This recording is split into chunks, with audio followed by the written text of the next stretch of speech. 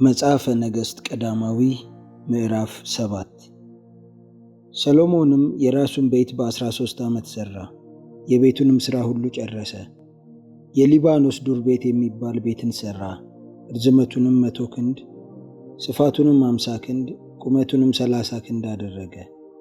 የዝግባም እንጨት በ3 ተራ በተሠሩ አዕማድ ላይ ቆሞ ነበር። በአዕማዱም ላይ የዝግባ እንጨት አግዳሚ ሰረገሎች ነበሩ። በአዕማዱም ላይ በነበሩ አግዳሚዎች ቤቱ በዝግባ ሳንቃ ተሸፍኖ ነበር። አዕማዱም በአንዱ ተራ 15 በአንዱ ተራ 15 እየሆኑ 45 ነበሩ። መስኮቶቹም በ3 ተራ ነበሩ። መስኮቶቹም ፊት ለፊት ይተያዩ ነበር። ደጆቹና መስኮቶቹም ሁሉ 4 ማዕዘን ነበሩ። መስኮቶቹም በ3 ተራ ሆነው ፊት ለፊት ይተያዩ ነበር። አዕማዱም ያሉበትን ቤት ሠራ። ርዝመቱም 50 ክንድ ስፋቱም 30 ክንድ ነበረ። በእርሱም ፊት ደግሞ አዕማድና መድረክ ያሉበት ወለል ነበረ። ደግሞም የሚፈርድበት ዙፋን ያለበትን የፍርድ ቤት አደረገ። ከወለሉም አንስቶ እስከ ጣራው ድረስ በዝግባ እንጨት ተሸፍኖ ነበር። ከፍርድ ሰቀላ ወደ ውስጥ በሌላውም አደባባይ ውስጥ የነበረውን መኖሪያ ቤት እንዲሁ ሠራ። እንደዚሁም ያለ ቤት ሰሎሞን ላገባት ለፈርዖን ልጅ ቤት ሠራ። እነዚህም ሁሉ ከመሠረቱ ጀምሮ እስከ ጉልላቱ ድረስ በጥሩ በተጠረበና በውስጥና በውጭ በልክ በተከረከመ ድንጋይ ተሠርተው ነበር። በውጩም እስከ ታላቁ አደባባይ ድረስ እንዲሁ ነበረ። መሠረቱም 10 ወይም 8 ክንድ በሆነ በጥሩና በታላቅ ድንጋይ ተሠርቶ ነበር። በላዩም ልክ ሆኖ የተከረከመ ጥሩ ድንጋይና የዝግባ ሳንቃ ነበረ። በታላቁም አደባባይ ዙሪያ የነበረው ቅጥር እንደ እግዚአብሔር ቤት እንደ ውስጠኛው አደባባይ ቅጥርና እንደ ቤቱ ወለል 3ቱ ተራ በተጠረበ ድንጋይ አንዱም ተራ በዝግባ ሳንቃ ተሠርቶ ነበር። ንጉሡም ሰሎሞን ልኮ ኪራምን ከጢሮስ አስመጣ። እርሱም ከንፍታሌም ወገን የነበረች የባል አልባ ሴት ልጅ ነበረ።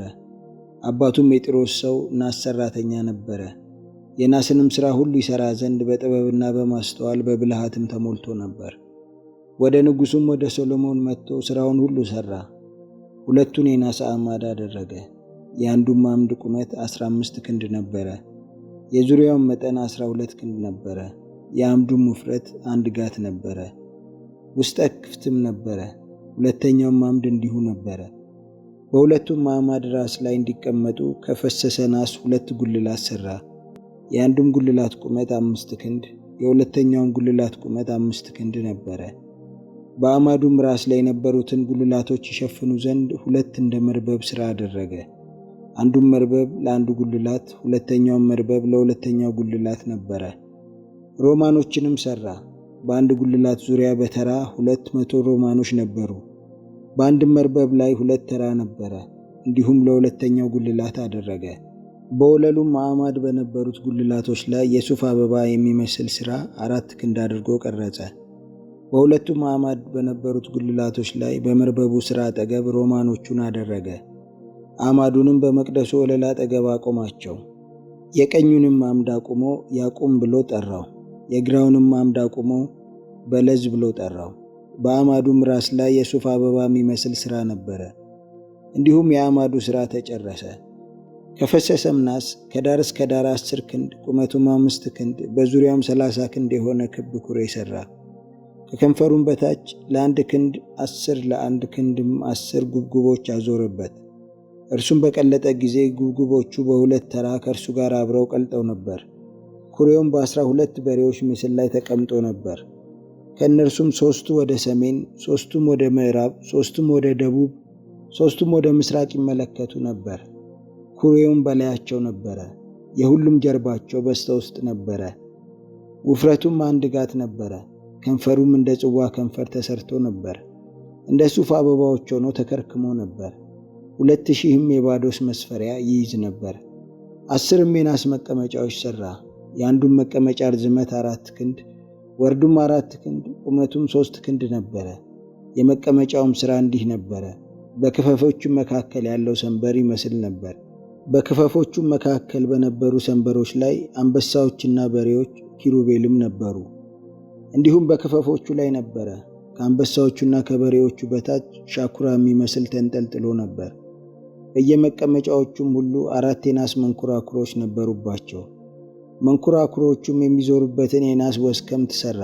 ከመታጠቢያውም ሰን በታች በአራቱ ማዕዘን በኩል 4 በምስል የፈሰሱ እግሮች ነበሩ። በክፈፉም ውስጥ የነበረ አንገት 1 ክንድ ነበረ። አንገቱም ድቡልቡል ነበረ። ቁመቱም ክንድ ተኩል ነበረ። በአንገቱም ላይ ቅርጽ ነበረበት። ክፈፉ ግን 4 ማዕዘን ነበር እንጂ ድቡልቡል አልነበረም። 4ቱም መንኮራኩሮች ከሰንበሮቹ በታች ነበሩ። የመንኮራኩሮቹም ወስከምት በመቀመጫው ውስጥ ነበረ። የመንኮራኩሩም ቁመት ክንድ ተኩል ነበረ። የመንኮራኩሮቹም ሥራ እንደ ሰረገላ መንኮራኩር ነበረ። ወስከምቶቹና የመንኮራኩሮቹ ክፈፍ፣ ቀትርቶቹም፣ ወስከምቱም የሚገባበት ቧንቧ ሁሉ በምስል የፈሰሰ ነበር።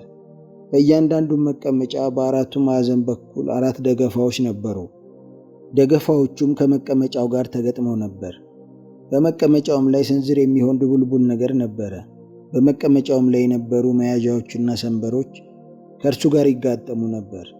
በመያዣውና በሰንበሮቹ ላይ ኪሩቤልንና አንበሳዎችን የዘንባባውንም ዛፍ እንደ መጠናቸው ቀረጸ።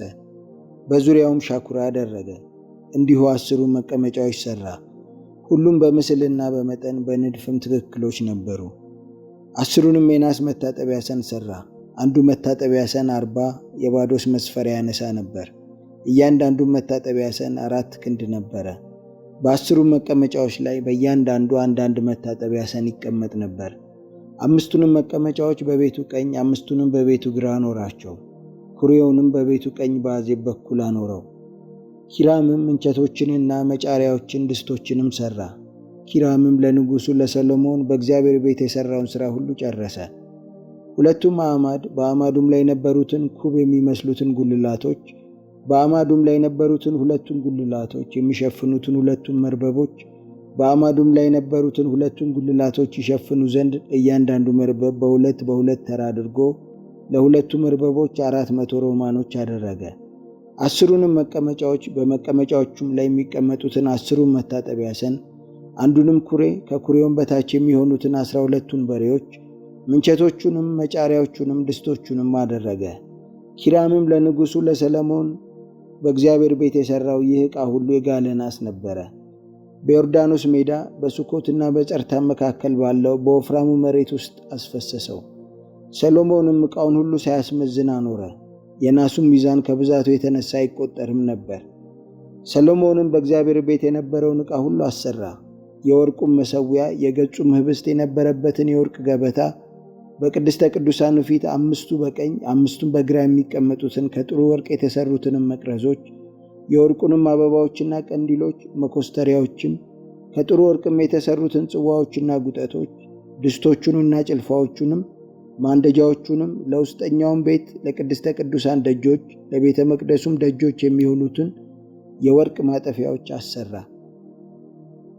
እንዲሁ ንጉሥ ሰሎሞን በእግዚአብሔር ቤት ውስጥ ያሰራው ሥራ ሁሉ ተፈጸመ። አባቱም ዳዊት የቀደሰውን ብርና ወርቅ ዕቃም ሰሎሞን አገባ። በእግዚአብሔርም ቤት ውስጥ በነበሩ ግምጃ ቤቶች አኖረው።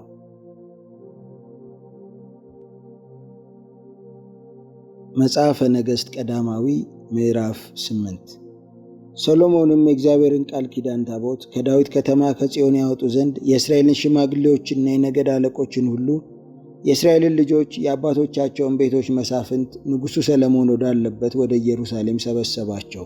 የእስራኤልም ሰዎች ኤታኒም በሚባል በሰባተኛው ወር በበዓሉ ጊዜ ወደ ንጉሡ ወደ ሰሎሞን ተከማቹ። የእስራኤልም ሽማግሌዎች ሁሉ መጡ። ካህናቱም ታቦቱን አነሱ። የእግዚአብሔርንም ታቦት፣ የመገናኛውንም ድንኳን፣ በድንኳኑም ውስጥ የነበረውን የተቀደሰውን ዕቃ ሁሉ አመጡ። እነዚህንም ሁሉ ካህናቱና ሌዋውያኑ አመጡ። ንጉሡም ሰሎሞን ከእርሱም ጋር የተሰበሰቡ የእስራኤል ማኅበር ሁሉ ከእርሱ ጋር በታቦቱ ፊት ሆነው ከብዛታቸው የተነሳ የማይቆጠሩትንና የማይመጠኑትን በጎችና በሬዎች ይሰዉ ነበር። ካህናቱም የእግዚአብሔርን ቃል ኪዳን ታቦት በቤቱ በቅድስተ ቅዱሳን ውስጥ በኪሩቤል ክንፍ በታች ወደ ነበረው ወደ ስፍራው አመጡት። ኪሩቤልም በታቦቱ ስፍራ ላይ ክንፎቻቸውን ዘርግተው ነበር። ኪሩቤልም ታቦቱንና መሎጊያዎቹም በስተላይ በኩል ሸፍነው ነበር። መሎጊያዎቹም ረጃጅሞች ነበሩ። በቅድስተ ቅዱሳን ፊት ከመቅደሱ ውስጥ ጫፎቻቸው ይታዩ ነበር። በውጭ ያለ ግን አያያቸውም ነበር፣ እስከ ዛሬም ድረስ በዚህ አሉ። በታቦቱም ውስጥ የእስራኤል ልጆች ከግብፅ ምድር በወጡ ጊዜ፣ እግዚአብሔርም ከእነርሱ ጋር ቃል ኪዳን ባደረገ ጊዜ ሙሴ በኮሬብ ካስቀመጣቸው ከሁለቱ የድንጋይ ጽላቶች በቀር ምንም አልነበረበትም። ካህናቱም ከመቅደሱ በመጡ ጊዜ ደመናው የእግዚአብሔርን ቤት ሞላው። የእግዚአብሔርም ክብር የእግዚአብሔርን ቤት ሞልቶ ነበርና ካህናቱ ከደመናው የተነሳ ለማገልገል ይቆሙ ዘንድ አልቻሉም። ሰሎሞንም እግዚአብሔር በጨለማ ውስጥ እኖራለሁ ብሏል፣ እኔም ለዘላለም የምትኖርበት ማደሪያ ቤት በእውነት ሠራሁልህ አለ። ንጉሡም ፊቱን ዘወር አድርጎ የእስራኤልን ጉባኤ ሁሉ መረቀ። የእስራኤልም ጉባኤ ሁሉ ቆመው ነበር። እርሱም አለ፣ ሕዝቤን እስራኤልን ከግብፅ ካወጣሁበት ቀን ጀምሮ ስሜ በዚያ ይሆን ዘንድ በእርሷም ቤት ይሠራልኝ ዘንድ ከእስራኤል ነገድ ሁሉ ከተማ አልመረጥሁም። አሁን ግን ስሜ በዚያ ይሆን ዘንድ ኢየሩሳሌምን መርጫለሁ፣ በሕዝቤም በእስራኤል ላይ ይሆን ዘንድ ዳዊትን መርጫለሁ ብሎ ለአባቴ ለዳዊት በአፉ የተናገረ በእጁም የፈጸመ የእስራኤል አምላክ እግዚአብሔር ይመስገን። አባቴም ዳዊት ለእስራኤል አምላክ ለእግዚአብሔር ስም ቤት ይሠራ ዘንድ በልቡ አሰበ። እግዚአብሔርም አባቴን ዳዊትን ለስሜ ቤት ትሠራ ዘንድ በልብህ አስበሃልና ይህን በልብህ ማሰብህ መልካም አደረግ። ነገር ግን ከወገብህ የሚወጣው ልጅህ እርሱ ለስሜ ቤት ይሠራል እንጂ ቤት የምትሠራልኝ አንተ አይደለህም አለው። እግዚአብሔርም የተናገረውን ቃል አጸና። እግዚአብሔርም ተስፋ እንደሰጠ በአባቴ በዳዊት ፋንታ ተነሳሁ፣ በእስራኤልም ዙፋን ላይ ተቀመጥሁ። ለእስራኤልም አምላክ ለእግዚአብሔር ስም ቤት ሠራሁ። ከግብፅም ምድር ባወጣቸው ጊዜ ከአባቶቻችን ጋር ያደረገው የእግዚአብሔር ቃል ኪዳን ላለበት ታቦት ስፍራ በዚያ አደረግኩለት። የእስራኤልም ጉባኤ ሁሉ እያዩ ሰሎሞን በእግዚአብሔር መሠዊያ ፊት ቆሞ እጆቹን ወደ ሰማይ ዘረጋ፣ እንዲህም አለ፣ የእስራኤል አምላክ አቤቱ፣ በላይ በሰማይ በታችም በምድር አንተን የሚመስል አምላክ የለም። በፍጹም ልባቸው በፊት ለሚሄዱ ባሪያዎችህ ቃል ኪዳንና ምሕረትን የምትጠብቅ ለባሪያህ ለአባቴ ለዳዊት የሰጠኸውን ተስፋ የጠበቅ በአፍህ ተናገርህ፣ እንደ ዛሬው ቀንም በእጅህ ፈጸምኸው።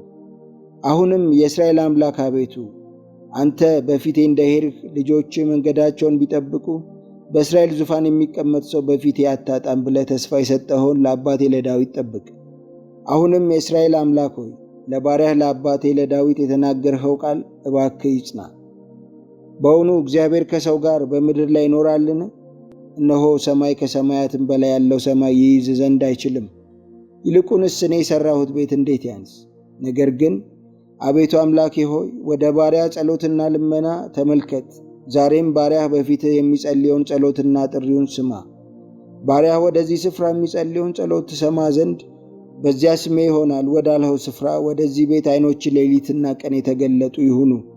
ባሪያህና ሕዝብህ እስራኤል ወደዚህ ስፍራ የሚጸልዩትን ልመና ስማ። በማደሪያህ በሰማይ ስማ፣ ሰምተህም ይቅር በል። ሰው ባልንጀራውን ቢበድል በላዩም መሐላ ቢጫን እርሱም መጥቶ በዚህ ቤት በመሠዊያ ፊት ቢምል በሰማይ ስማ አድርግም። በባሪያዎችም ላይ ዳኛ ሁን፣ በበደለኛውም ላይ ፍረድ። መንገዱንም በራሱ ላይ መልስበት፣ ንጹሑን አጽድቀው፣ እንደ ጽድቁም ክፈለው።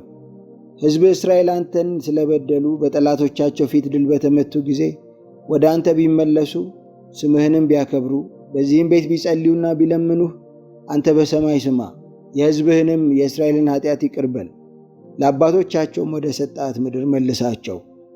አንተን ስለበደሉ ሰማይ በተዘጋ ጊዜ ዝናብን ባልዘነበ ጊዜ ወደዚህ ስፍራ ቢጸልዩ ስምህንም ቢያከብሩ ባስጨነካቸውም ጊዜ ከኃጢአታቸው ቢመለሱ አንተ በሰማይ ስማ፣ የሚሄዱበትንም መልካም መንገድ በማሳየት የባሪያዎችንና የሕዝብን የእስራኤልን ኃጢአት ይቅር በል። ለሕዝብህም ርስት አድርገህ ለሰጣት ምድር ዝናብ ስጥ። በምድር ላይ ራብ ወይም ቸነፈር ወይም ዋግ ወይም አረማሞ ወይም አንበጣ ወይም ኩብኩባ ቢሆን የሕዝብህም ጠላት የአገሩን ቀበሌዎች ከቦ ቢያስጨንቃቸው መቅሰፍትና ደዌ ሁሉ ቢሆን ማናቸውም ሰው የልቡን ሕመም አውቆ ጸሎትና ልመና ቢጸልይ እጆቹንም ወደዚህ ቤት ቢዘረጋ ለአባቶቻችን በሰጣት ምድር ላይ በሚኖሩበት ዘመን ሁሉ ይፈሩ ዘንድ በማደሪያህ በሰማይ ስማ፣ ይቅርም በል። አንተ ብቻ የሰውን ልጆች ሁሉ ልብ ታውቃለህና ልቡን ለምታውቀው ሰው ሁሉ እንደ መንገዱ ሁሉ መጠን ክፈለውና ስጠው። ከሕዝብህም ከእስራኤል ወገን ያልሆነ እንግዳ ታላቁን ስምህን ብርቱይቱንም እጅህን የተዘረጋውንም ክንድህን ሰምቶ ስለ ስምህ ከሩቅ አገር በመጣ ጊዜ መጥቶም ወደዚህ ቤት በጸለየ ጊዜ አንተ በማደሪያ በሰማይ ስማ። የምድርም አሕዛብ ሁሉ ስምህን ያውቁ ዘንድ እንደ ሕዝብህም እንደ እስራኤል ይፈሩህ ዘንድ በዚህም በሠራሁት ቤት ስምህ እንደ ተጠራ ያውቁ ዘንድ እንግዳው የሚለምንህን ሁሉ አድርግ። ሕዝብህም ጠላቶቻቸውን ለመውጋት አንተ በምትልካቸው መንገድ ቢወጡ፣ አንተም ወደ መረታት ከተማ እኔም ለስምህ ወደ ሠራሁት ቤት ለእግዚአብሔር ቢጸልዩ፣ ጸሎታቸውንና ልመናቸውን በሰማይ ስማ፣ ፍርድንም አድርግላቸው። የማይበድልም ሰው የለምና አንተን ቢበድሉ ተቆጥተህም ለጠላቶቻቸው አሳልፈው ብትሰጣቸው፣ ሩቅ ወይም ቅርብ ወደሆነ ወደ ጠላቶች አገር ቢማረኩም፣ በተማረኩበትም አገር ሆነው በልባቸው ንስሐ ቢገቡ፣ በማራኪዎቹም አገር ሳሉ ተመልሰው ኃጢአት ሰርተናል፣ በድለንማል፣ ክፉንም አድርገናል ብለው ቢለምኑህ፣ በማረኳቸው በጠላቶቻቸው አገር ሳሉ በፍጹም ልባቸውና በፍጹም ነፍሳቸው ወደ አንተ ቢመለሱ፣ ለአባቶቻቸው ወደ ሰጣት ወደ ምድራቸው ወደ መረታትም ከተማ ለስምህም ወደ ሠራሁት ቤት ቢጸልዩ፣ ጸሎታቸውንና ልመናቸውን በማደሪያህ በሰማይ ስማ፣ ፍርድንም አድርግላቸው። አንተንም የበደሉህን ሕዝብህን በአንተም ላይ ያደረጉትን በደላቸውን ሁሉ ይቅር በል። ይራሩላቸውም ዘንድ በማረኳቸው ፊት ምሕረት ስጣቸው። ከግብፅ ምድር ከብረት እቶን ውስጥ ያወጣሃቸው ሕዝብህና ርስት ናቸውና በጠሩ ጊዜ ሁሉ ትሰማቸው ዘንድ ለባሪያህና ለሕዝብ ለእስራኤል ልመና ዓይኖቼ የተገለጡ ይሁኑ። ጌታ እግዚአብሔር ሆይ አባቶቻችን ከግብፅ ባወጣህ ጊዜ በባሪያ በሙሴ እጅ እንደተናገር ርስት ይሆኑ ዘንድ ከምድር አሕዛብ ሁሉ ለይተሃቸዋልና። ሰሎሞንም ይህችን ጸሎትና ልመና ሁሉ ለእግዚአብሔር ጸልዮ በፈጸመ ጊዜ በጉልበቱ ተንበርክኮ እጁንም ወደ ሰማይ ዘርግቶ ነበርና ከእግዚአብሔር መሠዊያ ፊት ተነሳ። ቆሞም የእስራኤልን ጉባኤ ሁሉ በታላቅ ድምፅ ሲመርቅ እንዲህ አለ። እንደ ተናገረው ተስፋ ሁሉ ለሕዝቡ ለእስራኤል ዕረፍትን የሰጠ እግዚአብሔር ይመስገን። በባሪያው በሙሴ ከሰጠው ከመልካም ተስፋ ሁሉ አንድ ቃል አልወደቀም። አምላካችን እግዚአብሔር ከአባቶቻችን ጋር እንደነበረ ከእኛ ጋር ይሁን፣ አይተወን፣ አይጣለንም። በመንገዱም ሁሉ እንሄድ ዘንድ ለአባቶቻችንም ያዘዛትን ሥርዓትና ፍርድ ትእዛዙንም እንጠብቅ ዘንድ ልባችንን ወደ እርሱ ያዘነብል ዘንድ ለባሪያውና ለሕዝቡ ለእስራኤል በየዕለቱ ፍርድን ያደርግ ዘንድ ይህች በእግዚአብሔር ፊት የለመንኋት ቃል በቀንና በሌሊት ወደ አምላካችን ወደ እግዚአብሔር የቀረበች ትሁን። የምድር አሕዛብ ሁሉ እግዚአብሔር እርሱ አምላክ እንደሆነ ከእርሱም በቀር ሌላ አምላክ እንደሌለ ያውቅ ዘንድ ትእዛዙንም ትጠብቁ ዘንድ ከአምላካችን ከእግዚአብሔር ጋር ልባችሁ ፍጹም ይሁን። ንጉሡም ከእርሱ ጋር እስራኤል ሁሉ በእግዚአብሔር ፊት መሥዋዕት ሰዉ። ሰሎሞንም ለእግዚአብሔር ይሰዋ ዘንድ ለደህንነት መሥዋዕት 22,000 በሬዎችና 120,000 በጎች አቀረበ።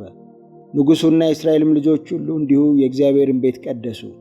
በእግዚአብሔር ፊት ያለው የናሱ መሠዊያ የሚቃጠለውን መሥዋዕትና የእህሉን ቁርባን የደህንነቱንም መሥዋዕት ስብ ይይዝ ዘንድ ታናሽ ስለነበረ በዚያ የሚቃጠለውን መሥዋዕትና የእህሉን ቁርባን የደህንነቱንም መሥዋዕት ስብ አሳርጓልና በእግዚአብሔር ቤት ፊት የነበረውን የአደባባዩ መካከል ንጉሡ በዚያ ቀን ቀደሰ።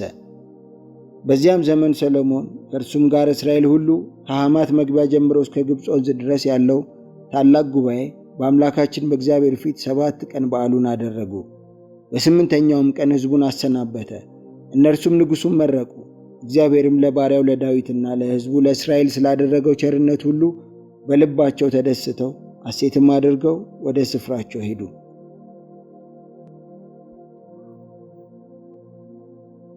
መጽሐፈ ነገሥት ቀዳማዊ ምዕራፍ 9።